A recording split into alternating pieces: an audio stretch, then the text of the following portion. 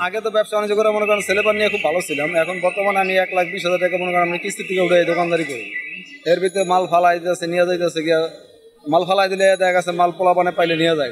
তো এরকম ভাঙচুরের দ্বারা আমাদের দোকানদারি করা কোনো মতেই সম্ভব না। তাতে দেখা গেছে আর আমাদের অনেক ক্ষতিটাই বেশি। প্রতি মাসে দেখা গেছে যে লাভের অংশটা যা আসে তার থেকে খরচের অংশ ডাবল হয়ে যায়। এইভাবে হলে আমাদের ঢাকা শহর সাইডে যেতে বিঘা পলাই আসার কোনো পথ নাই। কিস্তি এলার কিস্তি পাইবো, আমাদের পলাই থাকতে হবে, আসার উপায় নেই। হ্যাঁ, ফোন দিলে ফোন ধরা যাবে না, কিছু করার নাই। কারণ আমি এখন নিজেরই পেট চলো না, সন্তান আদি চালাইতে পারি না, বাপ মা চালাইতে পারি না, তাহলে বাধ্যতামূলক আমাদের ঢাকা থেকে পলাই যাওয়া ছাড়া কোনো পথ নাই।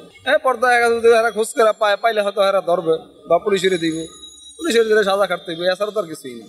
কারণ দোকান লাগাবার পরে মনে করেন 3-4 ফুট ভাঙ্গে হামলা দেয়, মানে যার জন্য বেচা কিনা খুবই খারাপ।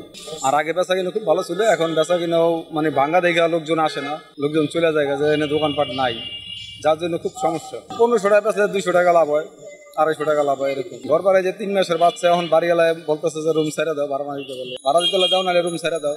পরিস্থিতি অনেক খারাপ হয়। ব্যবসা বাণিজ্যের অবস্থা খারাপ হলে তো মনে করেন আমাদের অবস্থা এমনি খারাপ হবে। আর মালের দাম দিন দিন বাড়তেছে, কিন্তু আমরা ব্যস্ত এখানে বেচতে পারতেছি।